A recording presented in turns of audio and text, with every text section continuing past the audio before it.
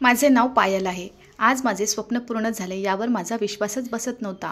मी police अधिकारी झाले आहे हा गणवेश घालण्यासाठी मी खूप मेहनत घेतली होती आणि मला हा गणवेश कसा मिळाला? आरशासमोर उभं राहून मी ओल्या डोळ्यांनी स्वतःकडे पाहत होते। एखादं स्वप्न पूर्ण कसं करावं असं कोणी विचारलं असतं तर मी आरशात स्वतःला बघून नमस्कार केला असता, पण अचानक तो क्षण माझ्या डोळ्यासमोर आला। मी हा गणवेश कसा मिळवला असा विचार करत माझे हात हळूहळू खाली आले, पण नंतर मी डोके हलवले आणि माझ्या चेहऱ्यावर एक सुंदर हास्य उमटले। मी लगेच वडिलांकडे गेले। खोलीत पोहोचले तर बाबा उदास बसलेले दिसले। मला क्षणभर आश्चर्य वाटले। आज माझ्या आयुष्यातील सर्वात मोठा दिवस होता। आपली मुलगी पोलीस अधिकारी झाली याचा त्यांना आनंद व्हायला हवा होता, पण ते दुःखी का झाले हे माझ्या समजण्यापलीकडचे होते। मी हळूच त्यांच्याजवळ गेले आणि त्यांच्या पायाशी बसले। त्यांच्याकडे बघून मी त्यांना विचारले, बाबा तुम्हाला काय झाले? तुम्ही इतके उदास का आहात? आजचा दिवस आनंदाचा आहे। मी आणखी काही बोलायच्या आधीच त्यांनी माझ्या गालावर जोरात थोपटले। मी आश्चर्याने त्यांच्याकडे पाहिलं। त्यांनी हे का केले? संतप्त स्वरात ते म्हणाले, तू माझी मुलगी आहेस यावर माझा विश्वास बसत नाही। तू हा गणवेश कसा मिळवला हे माझ्यापेक्षा चांगले कुणालाच माहीत नाही। आज मला तुझे सत्य कळले आहे। मी तुझा तिरस्कार करतो। हे शब्द ऐकून पायाखालची जमीनच सरकली। मी वेदनेने म्हणाले, बाबा हे सगळं करणं खूप गरजेचं होतं, नाहीतर मी काही साध्य करू शकले नसते। माझ्या बोलण्याकडे दुर्लक्ष करत बाबा म्हणाले, कधी कधी स्वतःचा आनंद मिळवण्यासाठी इतरांच्या आनंदाचा चुराडा करणे योग्य नाही। माणसाने असे केले पाहिजे की त्याची स्वप्ने पूर्ण होतील आणि इतरांना त्रास होऊ नये। पण तुझे स्वप्न पूर्ण करण्यासाठी तू एका व्यक्तीचे संपूर्ण आयुष्य उद्ध्वस्त केले। वडिलांची इज्जत खराब झाली। मला लाज वाटते की तू माझी मुलगी आहेस। त्यांचे हे बोलणे ऐकून मी एकदम तुटून पडले। शांतपणे उठले आणि पोलीस स्टेशनच्या दिशेने निघाले। बाबांचे शब्द माझ्या मनाला भिडले। हा गणवेश मी नीट घेतला नव्हता हे खरे। माझ्याकडे पैसे नव्हते आणि ते मिळवण्यासाठी मी जे काही केले ते माझे स्वप्न होते, पण बाबांना हे समजू शकले नाही। ओल्या डोळ्याने मी घराबाहेर पडले। प्रत्येक व्यक्तीसाठी हा विजयाचा दिवस असतो, पण माझ्यासाठी हा दिवस माझा सर्वात मोठा पराभव ठरला। जे बाबा मला नेहमी लाडाने हाक मारायचे, आज त्यांनी मला मारहाण केली। ते म्हणाले की त्यांना माझ्या अस्तित्वाचा तिरस्कार आहे। हा माझ्या आयुष्यातील सर्वात मोठा पराभव होता। काही अंतर कापून मी पोलीस स्टेशन गाठले। स्टेशनच्या बाहेर उभं राहून मला खूप एकटं वाटत होतं। इथपर्यंत पोहोचण्यासाठी मी खूप कष्ट केले होते, पण आज सर्व काही उद्ध्वस्त झाले होते। या व्यक्तीला आनंद देण्यासाठी मी हे सर्व केले, त्यामुळे मी एकटे पडले। बरं, मी मान हलवली आणि आत गेले। दारात उभे असलेल्या 2 हवालदारांनी मला नमस्कार केला। मी होकार देत उत्तर दिले आणि आत गेले। मी आत पोहोचले तेव्हा सर्व पोलीस अधिकारी माझ्यासाठी आदराने उभे होत राहिले। तुम्हाला येथे पाहून आम्हाला खूप आनंद झाला। मला पोलीस स्टेशनचा प्रभारी बनवण्यात आले, पण एकीकडे आनंद होता तर दुसरीकडे वेदनाही होत होत्या की दुसऱ्याचे आयुष्य उद्ध्वस्त करून मी हे सुख मिळवले आहे। मी शांतपणे माझ्या केबिनमध्ये जाऊन बसले। माझ्या डोळ्यातून अश्रू वाहू लागले। ज्या दिवशी मी हे स्वप्न पूर्ण करेन त्या दिवशी माझ्या डोळ्यात अश्रू येतील असे कधीच मला वाटले नव्हते। मी माझे आयुष्य जगले होते। मी अतिशय लहान कुटुंबातील आहे। मला आवश्यक असलेल्या वस्तू विकत घेण्यासाठी माझ्याकडे पुरेसे पैसे नव्हते। कधी कधी पुस्तक विकत घेण्याइतके पैसेही नसायचे। अनेक वेळा मी माझ्या मैत्रिणीची पुस्तकं बघून अभ्यास पूर्ण केला। लहानपणापासून पोलीस अधिकारी होण्याचे स्वप्न होते। जेव्हा जेव्हा शिक्षकांनी मला वर्गात उभे केले आणि हा प्रश्न विचारला की तू मोठी झाल्यावर तुला काय बनायचे आहे, तेव्हा मी पूर्ण आत्मविश्वासाने उत्तर द्यायचे की मी मोठी झाल्यावर एक चांगली पोलीस अधिकारी बनून देशाची सेवा करीन। पण आज ते सर्व साध्य करूनही मी असहाय्य होते, हे खरे आहे। दुरून पाहिल्यावर चंद्र हा चंद्रच भासतो आणि तो चंद्र जेव्हा साध्य होतो तेव्हा आपण त्याचे मूल्य गमावून बसतो। माझी इच्छा मी माझ्या बाबांकडे व्यक्त केली तेव्हा मी 20 वर्षाची होते। बाबा, मला पोलीस अधिकारी व्हायचे आहे, मला प्रशिक्षण घ्यायचे आहे, परीक्षा द्यायची आहे आणि या सर्व गोष्टींसाठी मला पैशाची गरज आहे। ते बोलणे ऐकून माझ्या बाबांनी माझ्याकडे असहाय्यतेने पाहिले आणि ओलसर स्वरात मला म्हणाले, तुझे स्वप्न माझ्या डोक्यावर आणि डोळ्यावर आहे। तुझ्याबद्दलची प्रत्येक गोष्ट माझ्यासाठी पहिली गोष्ट आहे, परंतु हे स्वप्न पूर्ण करण्यासाठी मी तुला साथ देऊ शकत नाही, कारण माझ्याकडे इतके पैसे नाहीत। तुझ्या दागिन्यांसाठी काही पैसे देखील जोडले आहेत आणि मला ते पैसे कोणत्याही किमतीत वाया घालवायचे नाहीत। मी एकटा आहे आणि एकट्याचे जीवन खूप कठीण आहे। मला माफ कर, पण मी तुझ्यासाठी काहीच करू शकत नाही। बाबांचे म्हणणे ऐकून माझी पूर्ण निराशा झाली, कारण माझा एकमेव आधार माझे बाबा होते।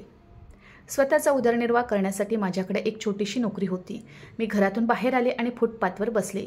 पुढे काय करायचं या विचारात हरवून गेले, कारण मला माझं स्वप्न कोणत्याही किमतीत अपूर्ण सोडायचं नव्हतं। मला हे करायचं आहे आणि मी ते करू शकत नाही हे मोठे झाल्यावर मला स्वतःला सांगायचे नव्हते।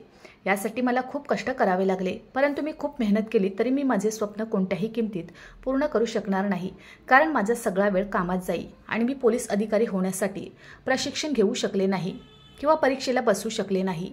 माझे डोळे ओले होत होते। मला समजत नव्हते की मी काय करावे। मी अजूनही या गोंधळातच होते।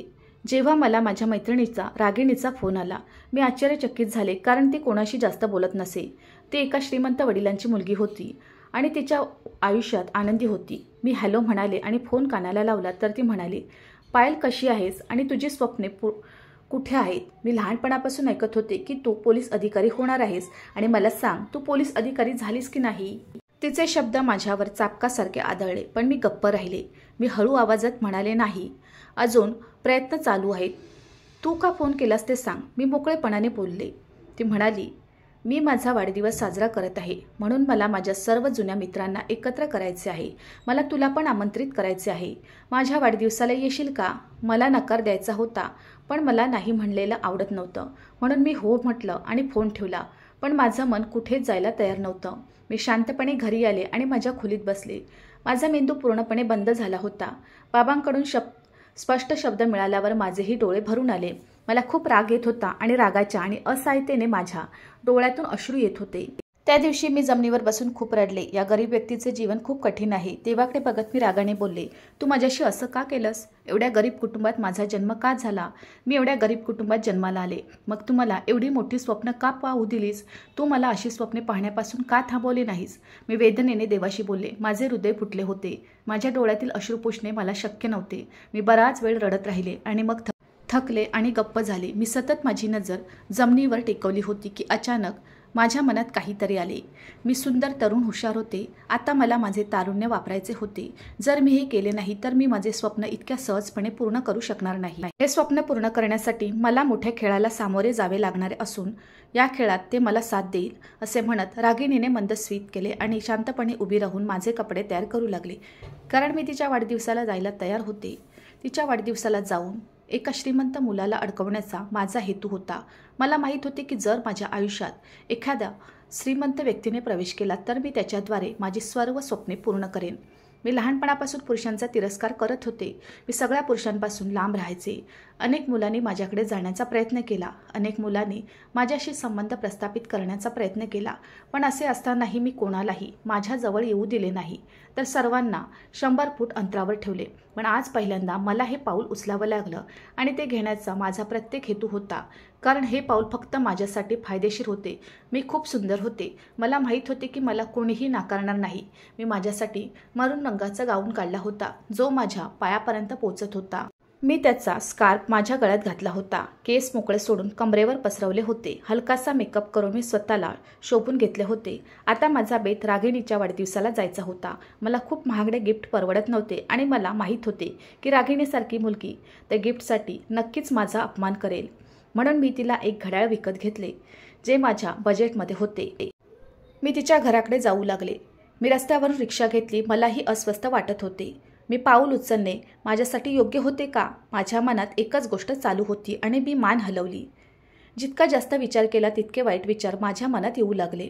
म्हणूनच मला याकडे जास्त लक्ष द्यायचे नव्हते. बराच प्रवास करून मी रागिणीच्या घरी पोहोचले. तिच्या घरात एक मोठी बाग होती, ज्यामध्ये तिचा वाढदिवस साजरा केला जात होता. तिचे वडील व्यापारी होते आणि एका व्यावसायिकाच्या मुलीची वाढदिवस ही काही छोटी बाब नव्हती. या बर्थडे पार्टीला अनेक मोठे उद्योगपती येणार होते. त्यामुळे मी पूर्ण तयारीनिशी रागिणीच्या वाढदिवसा दिनात प्रवेश केला. अचानक माझी एका मुलाशी टक्कर झाली. मी पूर्णपणे माझ्या ध्यानात होते. माझा कोणताही वाईट हेतू नव्हता. मी जमिनीवर पडण्यापूर्वीच त्या मुलाने मला कमरेला धरले. तोल न राखल्यामुळे ते घड्याळही हातातून पडून तुटले. मी घाबरून डोळे मिटले होते, पण थोडा वेळ स्वतःला जाणवल्यावर मी पटकन डोळे उघडले. मी कोणाच्या तरी मिठीत होते आणि तो माझ्या चेहऱ्याकडे खूप खोल डोळ्यांनी पाहत होता. त्याच्याकडे बघून मला राजपुत्र वाटले. तो मुलगा खूप देखणा होता. त्या माणसाचा रंग दुधाळ, उंच आणि अत्यंत सुंदर डोळे होते. क्षणभर मी त्याच्या नजरेत हरवून गेले आणि मग अचानक त्याच्यापासून अलग झाले. तोही निश्चित घाबरला होता. माझ्याकडे बघून तो माफी मागून म्हणाला, मला दिसले नाही, मग आमची टक्कर झाली, असा विचार माझ्या मनात नक्कीच आला. आणि त्याच्याकडे बघून मी म्हणाली, नाही, तसं नाही, कदाचित मी एकटीच असेन ज्याने ते पाहिले नाही. मी ऐकले होते की मुलांना मुली आवडतात, ज्या चटकन चुका मान्य करतात. तो आश्चर्याने हसला आणि हसत बोलला, तू पहिली मुलगी आहेस जिने तिची चूक इतक्या सहजतेने मान्य केली आहे. मी जोरात हसत होते, तरीही मला धक्का बसला. त्या मुलाला माझी शैली आवडली हे माझ्या लक्षात आले होते. मुलाच्या पोशाखावरून तो श्रीमंत मुलगा असल्याचे दिसून आले. मी त्या मुलाकडे पाहिलं आणि हसत हसत रागिणीकडे गेले. आत गेले होते. तो माझ्या केसांकडे संशयाने पाहत होता हे मला माहीत असतानाही माझ्याकडे पैसे नसतील तर माझ्याकडे सौंदर्य होते आणि आता मला माझी सर्व स्वप्ने पूर्ण करण्यासाठी हे सौंदर्य वापरायचे होते. मी रागिणीकडे जाऊन तिला मिठी मारली. तिला वाढदिवसाच्या शुभेच्छा दिल्या तर तिने लगेच हात पुढे करून गिफ्ट मागितले. मी काही बोलायच्या आधी तोच मुलगा मागून बोलला, ऐक, मला तुझे नाव माहीत नाही, पण तुझी ही भेट विसरली होतीस. पण पडल्यामुळे तुझी भेट तुटली आहे. मी खिन्नपणे त्याचा हात धरला. आत्ताचे पॅकेट पाहिले होते, पण मला आनंद झाला की या मुलाने हे आणून रागिणीला दिले हे चांगले झाले. नाहीतर रागिणीने माझी विनाकारण खिल्ली उडवली असती की मी तिच्यासाठी काही गिफ्ट आणले नाही. भेटवस्तू स्वीकारण्याचे धाडस माझ्यात नव्हते. बरं, रागिणी माझ्याकडे बघून म्हणाली. असं कसं झालं? मी लगेच मुद्दा मांडत म्हणाले, मी परिपूर्ण भेटवस्तू आणली होती आणि मोठ्या इच्छेने तुझ्यासाठी ही भेटवस्तू खरेदी केली होती, पण कदाचित ते तुझ्या नशिबात नव्हते म्हणून वाटेत पडून तुटले. काळजी करू नकोस, मी तुला परत आणेन. मी अशा रीतीने बोलले की सर्वांनी रागिणीकडे हसून पाहिलं. याचा अर्थ सर्वजण रागिणीची चेष्टा करत होते. मी शांतपणे एका बाजूला बसले. माझे लक्ष पूर्णपणे त्या मुलावर केंद्रित होते. तो मित्रांसोबत उभा राहून बोलण्यात मग्न होता. मला त्याचा नंबर कसा तरी हवा होता, पण मला त्याचा नंबर कसा मिळेल मला काहीच समजत नव्हते. काहीतरी विचार करून मी माझ्या जागेवरून उभी राहिले आणि हळूच त्या मुलाकडे निघाले. माझे मन घोड्याच्या वेगाने धावत होते. हे करू नये याचं मला क्षणभर वाईटही वाटलं. तोही माणूसच आहे, पण मी कशाला कुणाची काळजी करू? कोणी माझी काळजी करेल का? माझ्या स्वप्नांचा कोणी विचार करेल का? मी एक गरीब मुलगी आहे. माझी पण स्वप्ने आहेत. माझी स्वप्न कोणी फुकटात पूर्ण करेल का? मार्ग नाही. मी मान हलवली आणि पुढे सरकले. मी त्याच्याजवळ गेल्यावर त्याचं लक्ष माझ्याकडे गेलं. तो त्याच्या मित्रांचा निरोप घेऊन माझ्याकडे आला. त्याच्याकडे बघून मी अगदी नॉर्मल पद्धतीने थँक्यू सो मच म्हणाले. ती भेट तू आणली नसतीस तर या रागिणीने मला सोडले नसते. तिचा स्वभाव तुला माहीत असावा. सर्वांसमोर माझे म्हणणे ऐकून तो हसला आणि मान हलवत म्हणाला, हो, मी तिला लहानपणापासून पाहतोय. आजपर्यंत या मुलीने आपला दृष्टिकोन बदललेला नाही. जरी मी तिला अनेकदा समजावून सांगितले आहे की ही चांगली गोष्ट नाही. मी लगेच म्हणाले, तुला रागिणीबद्दल काय वाटते? माझे म्हणणे ऐकून तो म्हणाला, रागिणी माझ्या वडिलांच्या पार्टनरची मुलगी आहे. आम्ही दोघे लहानपणापासून चांगले मित्र होतो, पण आम्हा दोघांचा स्वभाव वेगळा आहे. मी खूप थंड स्वभावाचा आहे आणि ती खूप गरम स्वभावाची आहे. बाय द वे, तुझे नाव काय? मला बाण निशाण्यावर लागल्याचे जाणवत होते. त्याच्याकडे बघून मी हळूच म्हणाले, माझे नाव पायल. तुझे नाव काय आहे? तो म्हणू लागला, माझे नाव आर्यन आहे. मी हसले आणि त्याच्याकडे बघत म्हणाले, खूप सुंदर नाव आहे. असे तू काय करतोस? मला हळूहळू त्याच्याशी संवाद वाढवायचा होता. पार्टीचा बराचसा भाग मी आर्यनसोबत घालवला. त्यालाही माझी कंपनी आवडली होती. त्याला मंद स्वभावाच्या मुली खूप आवडायच्या. त्याने मला त्याचा नंबरही दिला आणि मला तेच हवे होते. खरे संभाषण मोबाईलवरच होणार होते. हे सर्व केवळ एका छोट्या भेटीचे साधन होते. मी घरी येताच नमस्कार केला. अनेकदा मुली मेसेज करताना एक्सप्रेशन वापरतात, पण मी तसं काही केलं नव्हतं. आम्ही दोघे रोज बोलू लागलो. तो त्याच्या वडिलांचा व्यवसाय सांभाळत होता, म्हणजे त्याच्याकडे भरपूर संपत्ती होती. काही दिवसांनी आम्ही दोघे एकमेकांना पसंत करू लागलो, कारण त्याला वाटले की मी त्याच्यासाठी परफेक्ट आहे. पण माझा हेतू काही औरच होता. होय, मी त्याला आवडू लागले हे खरे होते, पण मी त्याच्यावर प्रेम केले नाही आणि मला करायचे नव्हते. काही दिवसांनी तो माझ्यावर वेडेपणासारखा प्रेम करू लागला आणि मला हेच हवे होते. आज आमची पहिली डेट होती. आज एका चांगल्या रेस्टॉरंटमध्ये भेटण्याचा आमचा दोघांचा बेत होता. यानंतर आम्ही एका छान ठिकाणी बसून आमचा वेळ घालवणार होतो, पण माझे मन वेगळ्या पद्धतीने काम करत होते. मला जास्त वेळ वाया घालवायचा नव्हता, कारण माझा प्रशिक्षणाचा वेळ खूप लागत होता. म्हणून काहीतरी विचार करून मी एक दिवस आर्यनला सांगितले. त्याला आपल्या घरी बोलावले होते. आधी त्याला खूप आश्चर्य वाटले आणि लगेच म्हणाले, तुझ्या वडिलांचे आणि आईचे काय होईल? आम्ही दोघेही शांत बसू शकणार नाही. आम्ही कधीतरी तुझ्या घरी जाऊ. आज आम्ही दोघे बाहेर भेटतो. पण मी लगेच रागात म्हणाले, तुझ्या नजरेत माझ्या बोलण्याला महत्त्व नाही का? मी म्हणाले, तू फक्त माझ्या घरी ये. माझे वडील घरी नाहीत. ते कुली म्हणून काम करतात. ते त्यांच्या कामावर असले पाहिजेत. माझी आई या जगात नाही. घरी फक्त मीच आहे. हे चांगले आहे. आम्ही दोघे एकत्र वेळ घालू आणि एकमेकांना चांगल्या प्रकारे जाणून घेऊ, जेणेकरून भविष्यात आम्हाला जास्त त्रास सहन करावा लागणार नाही. मी काय म्हणते हे त्याला समजले आणि काही वेळाने तो आमच्या घरी येण्याच्या तयारीत व्यस्त झाला.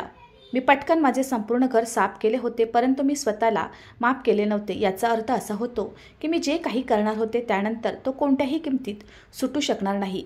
अजून काही वेळ निघून गेला होता जेव्हा आमच्या घराच्या दाराची बेल वाजली. आम्ही अशा भागात राहत होतो जिथे अनेक घरे एकमेकांशी जोडलेली होती, त्यामुळे मला अधिक आराम वाटला. मी दार उघडले तर समोर तो चेहऱ्यावर हसू घेऊन उभा होता. आत येताच त्याने मला मिठी मारली आणि सोफ्यावर बसताना म्हणाला, मी खूप कष्टाने तुझे घर शोधले. कधी कुठल्या तरी गल्लीत शिरायचो तर कधी कुठल्या तरी गल्लीत. त्याचे बोलणे ऐकून मी आणि त्याच्याकडे थोडा वेळ पाहत राहिले. तो माझ्यावर खूप प्रेम करू लागला. मी फोन केल्यावर तो माझ्या घरी आला. माझ्या मनातून आवाज आला, पायल, तू जे करणार आहेस ते बरोबर आहे का? मी माझ्या मनाचे ऐकले नाही. मी माझा मेंदू रॅक केला आणि आर्यनला आत आणले.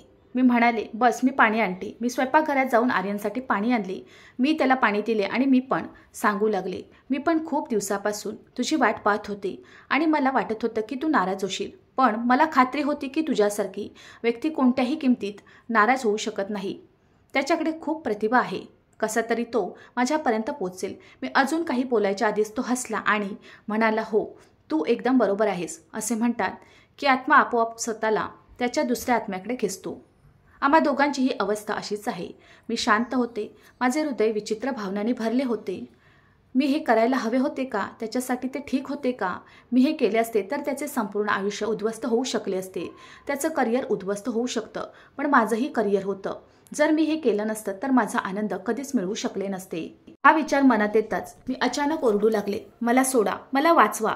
काका काकू प्लीज या आणि मला या पशुपासून वाचवा. तर सोप्यावर बसलेला आर्यन लगेच त्याच्या जागेवरून उभा राहिला आणि माझ्याकडे बघून तो चकित झाला आणि म्हणाला, पायल, तू असं का करत आहेस? माझे म्हणणे ऐक. पण मी लगेच माझे कपडे फाडले आणि त्याला मिठी मारली आणि म्हणाले, देवाच्या फायद्यासाठी मला सोडा.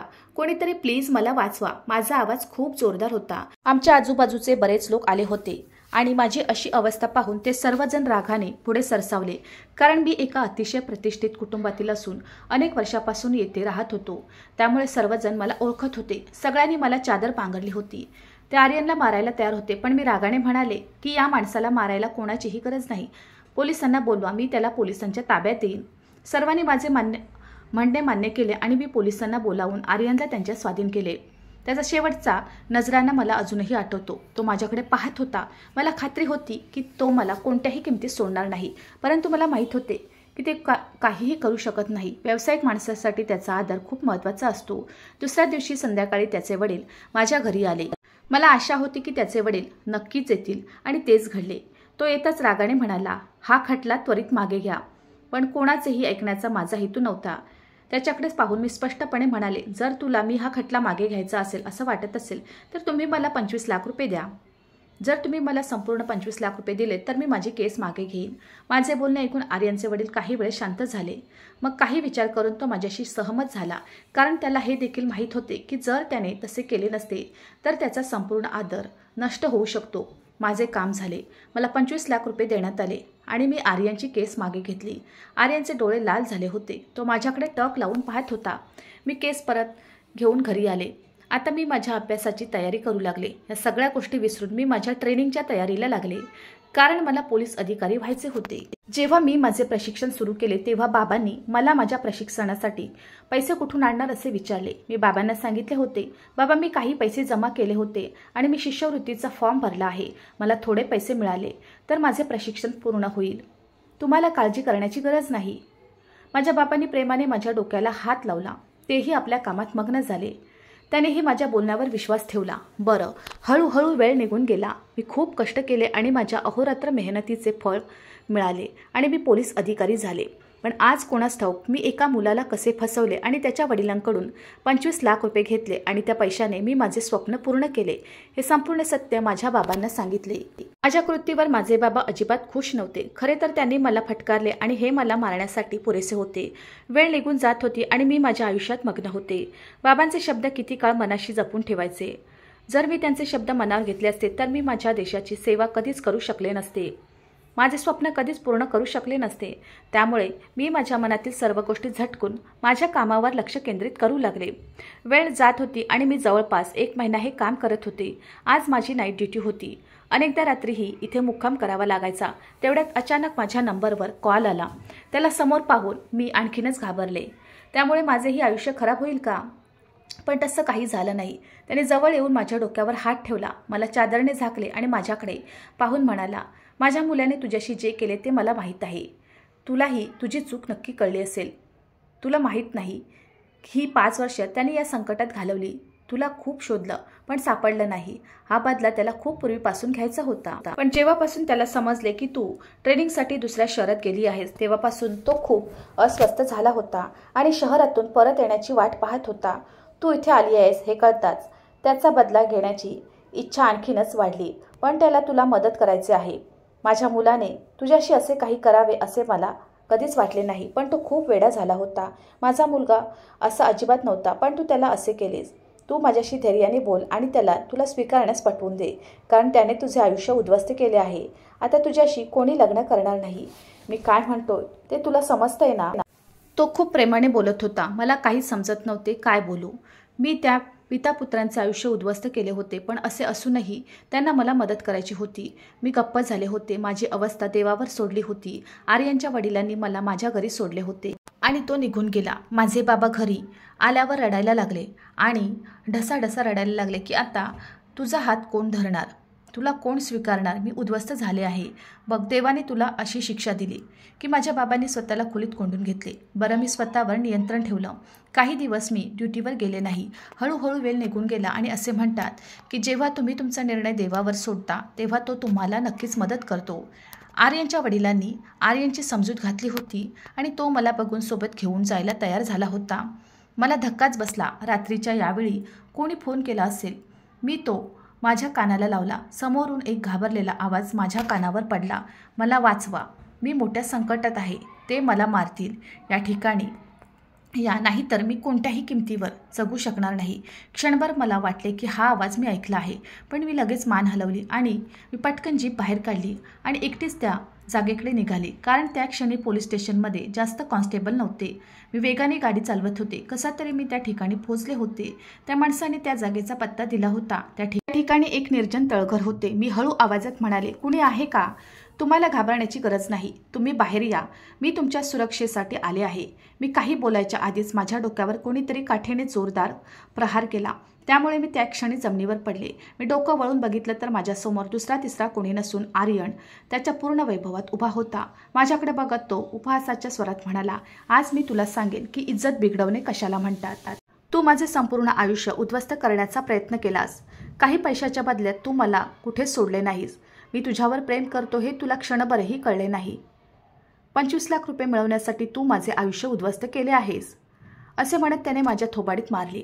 मी जोरात ओरडत होते, त्याला माझ्यापासून दूर ढकलण्याचा सर्वतोपरी प्रयत्न करत होते, पण कदाचित ते माझ्या नियंत्रणाबाहेर होतं। त्याला कोणत्याही किमतीत स्वतःवर नियंत्रण ठेवता येत नव्हते। माझी अवस्था खूप वाईट झाली होती। त्याने सर्व मर्यादा ओलांडल्या होत्या। तो जसजसा माझ्यावर वर्चस्व गाजवत होता तसतसा माझा जीव निसटत होता। मी त्याच्यासमोर हात जोडत होते, पण त्याला कोणत्याही किमतीत माझ्यापासून दूर जायचे नव्हते। माझ्या डोळ्यातून अश्रू येत होते। आर्यनने मला पूर्ण उद्ध्वस्त केले होते आणि मला एक लाथ मारली होती। तुझ्यासारख्या मुलींना असे वागवले पाहिजे, नरकात जा म्हणत तो तिथून निघून गेला। मी जमिनीवर पडले होते तेवढ्यात अचानक आर्यनचे वडील तळघरात शिरले। त्यांना समोर पाहून मी आणखीनच घाबरले।